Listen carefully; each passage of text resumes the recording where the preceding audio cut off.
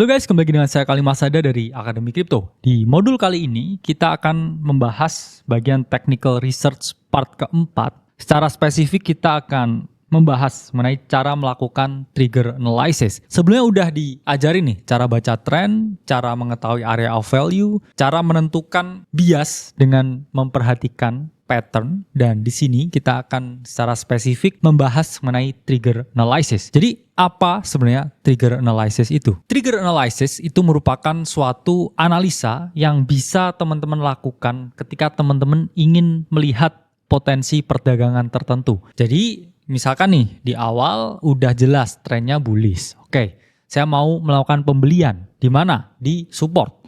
Dan di support terlihat pola continuation misalkan. Trigger analysis ini menambahkan satu layer lagi ke confluence yang kita miliki. Jadi ini juga sama-sama alat konfirmasi bias, cuman di sini dia berbeda dengan pola pergerakan atau pattern ini. Yang mana di sini kita akan lebih jelaskan dalam trigger yang bullish dan juga trigger yang bearish. Jadi trigger ini sebagai suatu penanda. Oke, sekarang saatnya buy atau long. Sekarang saatnya melakukan pembelian. Atau oke, sekarang saatnya sell atau short. Sekarang saatnya take profit atau melakukan penjualan. Dua sumber trigger analysis. Pertama, kita bisa melihat dari candlestick pattern-nya, yang mana candle itu selalu membentuk pola dan formasi tertentu. Dan kedua ini adalah trading indicators, yang mana ini adalah alat statistik yang diramu untuk memvisualisasikan ya ketika kita ingin mengambil suatu bias tertentu di market. Nah, pertama ini adalah bullish candlestick pattern. Jadi candlestick ini bisa membentuk suatu formasi tertentu yang menyatakan bahwa ini adalah saat yang membeli atau saat yang bullish. Sehingga kita harus membahas beberapa candlestick pattern yang bisa teman-teman jadikan suatu trigger. Oke, ini adalah saat melakukan pembelian atau saat untuk melakukan buy or long. Pertama ini adalah bullish hammer, sama seperti namanya hammer. Itu adalah palu.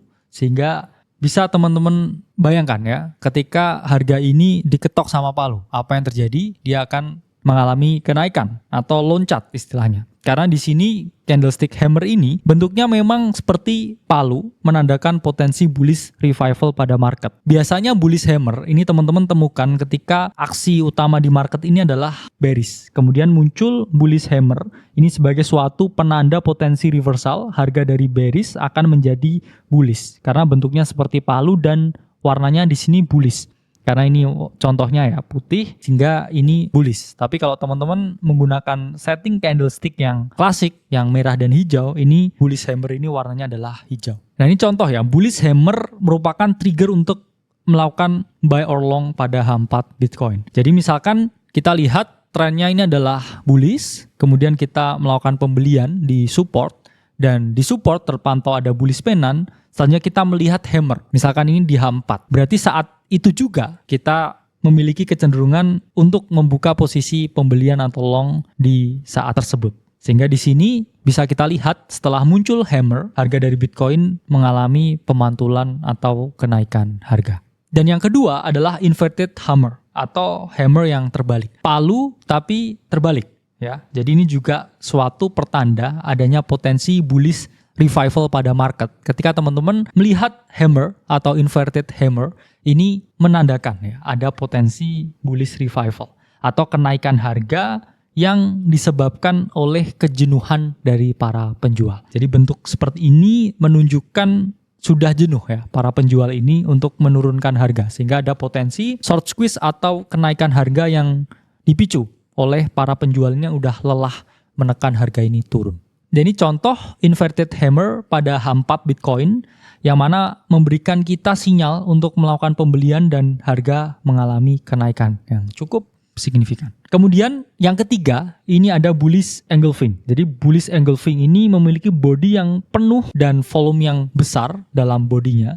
Biasanya wicknya atau harga terendah dan harga tertinggi ini hanya kecil sekali. Wicknya sangat kecil, kemudian volume di dia sangat besar. Bullish engulfing ini menandakan potensi bullish yang cukup tinggi dan kenaikan yang didukung oleh volume pembelian yang sangat besar.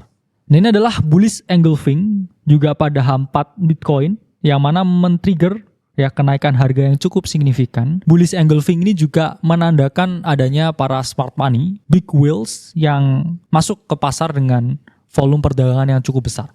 Karena ingat ya teman-teman, kita sebagai retail, kita hanyalah ikan-ikan kecil dan mereka para big whale ini adalah para ikan besar. Yang mana mereka ini selalu memiliki andil yang besar dalam menggerakkan harga yang menyebabkan kenaikan yang signifikan. Nah selanjutnya ada bearish candlestick pattern. Jadi setiap kali teman-teman melihat bearish candlestick ini adalah trigger ya untuk melakukan sell short. Atau teman-teman ketika melihat berbagai candle ini ada potensi teman-teman harus melakukan book profit atau merealisasikan profit yang teman-teman miliki. Ada beberapa bearish candlestick pattern. Yang pertama kita bisa melihat di sini ada hanging man. Ini bentuknya sama seperti hammer. Cuman dia posisinya di atas dan warnanya merah atau kecenderungannya bearish. Jadi mirip seperti bentuk palu, tapi bedanya kalau bullish hammer ini dia warnanya bullish, warnanya putih atau hijau, dan letaknya di bawah ya menandakan reversal dari bearish ke bullish. Sementara hanging man ini reversalnya kebalik, dari bullish menjadi bearish. Nah ini contoh ya hanging man dalam daily chart Bitcoin. Bisa kita lihat ya ini setelah muncul hanging man, harga ini mengalami penurunan yang cukup signifikan.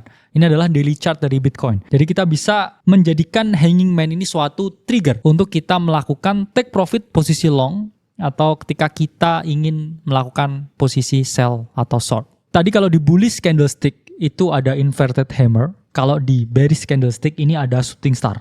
Bentuknya sama, hanya beda warnanya. Di mana di sini warnanya merah yang menandakan potensi yang bearish, dan ketika kita melihat shooting star di atas, ini ada tanda potensi bearish reversal pada market. Yang awalnya bullish menjadi bearish dan market mengalami penurunan. Ini juga contoh shooting star menjadi penanda ya bearish reversal dari Bitcoin dan harga mengalami penurunan. Nah selanjutnya ini kebalikan dari bullish engulfing, yaitu adalah bearish engulfing. Di mana ini adalah candlestick yang menandakan ya potensi bearish momentum di market karena adanya tekanan jual yang cukup tinggi, volume short yang begitu besar ya dari para institusi. Yang bisa kita lihat dari sini ya, volume penjualan, body yang sangat besar, wicknya sangat kecil, menandakan potensi jual yang cukup kuat dari para smart money. Dan ini kita lihat dari daily Bitcoin, bearish engulfing cukup signifikan dan harga mengalami penurunan. Selanjutnya, selain candlestick, kita juga bisa melihat dari trading indicators. Trading indicators itu memang hanya pelengkap sifatnya. Ya ini kalau kita udah dapat konfirmasinya, ya ini sama aja makan bubur di atas banyak toppingnya. Jadi kita lebih mantep ya melihat potensi arah harga ini kemana. Sebelumnya telah dijelaskan, indicators itu ada beberapa. Pertama adalah trend indicators untuk kita melihat potensi ya harga ini naik atau turun. Kemudian ada oscillator untuk melihat momentum, apakah yang take charge ini adalah penjual atau pembeli. Dan yang terakhir ini adalah volume untuk melihat berapa banyak ya perdagangan yang terjadi atau tingkat partisipasi di market. Nah pertama, trend indicators jelas untuk melihat tren apakah sekarang ini bullish atau enggak, apakah sekarang ini bearish atau enggak. Karena kalau awalnya itu kita melihat tren, kemudian kita melakukan analisa area, dan yang ketiga kita melihat pattern, dan keempat ya kalau ada indikator yang mendukung, oke, ya ini adalah bullish karena misalkan ya EMA-nya ada di bawah ya harga. Ini menunjukkan bullish dan sebaliknya. Beberapa trend indicators yang sudah beberapa kali saya jelaskan, bisa teman-teman gunakan. Moving average, lebih prefer exponential moving average atau EMA karena jauh lebih responsif. Kemudian ada Bollinger Bands, dan yang terakhir ada super trend yang bisa teman-teman gunakan. Nah, oscillator juga cukup oke ya. Bisa teman-teman gunakan untuk mengetahui titik rendah ya, area oversold, di mana orang-orang ini sudah jenuh ya menjual, dan kemudian teman-teman juga bisa memperhatikan area atas ya, area overbought, di mana harga ini sudah jenuh ya mengalami kenaikan dan ada potensi terjadi koreksi.